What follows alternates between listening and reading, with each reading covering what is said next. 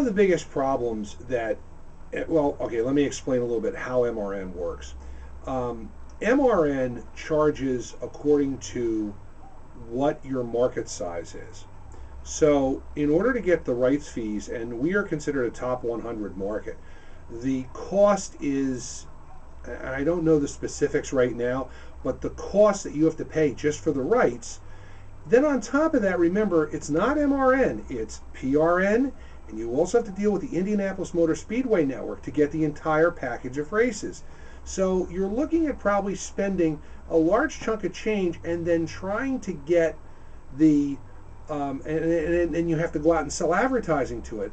And the other part of it is you have restrictions on who you can sell to. You know, you can't necessarily go down the street and sell to Napa Auto Care because they don't allow you to. And you then have to, the other part of the concept here is that the distribution.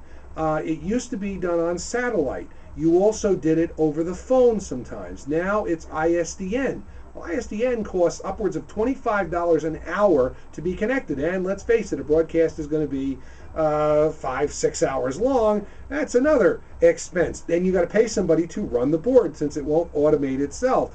Then let's also throw in the fact that you also are required on a contract to carry to carry certain other programs. Again, you multiply it times 2 because you have to then carry them for both of these racing networks. The problem in the Northeast is you just do not have the base of people who are really into it. And it's kind of because of the way the Northeast is, but the cost is astronomical. I know that the races were on in Philadelphia, and I think that was a deal they worked out where they only carried just the Sprint Cup races. But again, that's to make them be bigger, and also because Philadelphia, let's face it, is the market that feeds Pocono and Dover. New York just has never been a racing place. And even this goes back into the 70s when the Indianapolis 500 was probably the biggest race, and they had a network that was all over the place. You couldn't listen to it in the Northeast because nobody carried the race. One of the other problems, or one of the other issues, is that NASCAR is on satellite radio. So if you are a big enough NASCAR fan, you're going to shell out the $12 a month to get a satellite radio. And to be honest with you, that's why I bought a satellite radio, so I could listen to NASCAR races. And I still have it to this day, and it's one of my favorite forms of listening to NASCAR races because you use your mind, and it's great. But that's another reason. That's another reason why radio doesn't fly around. I was the guy. It's funny because I ran into a friend of mine who has known me since I was a kid, and the thing he always said about, he was the only kid I knew who liked auto racing. I grew up in North Jersey.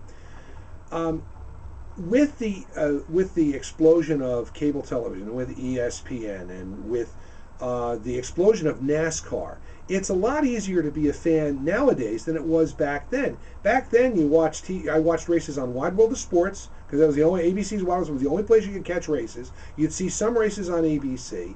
The Indianapolis 500, of course, was the biggest race of the year, and ABC started televising it the same day. So, you would try to listen to it in the afternoon, and then you'd watch it at night.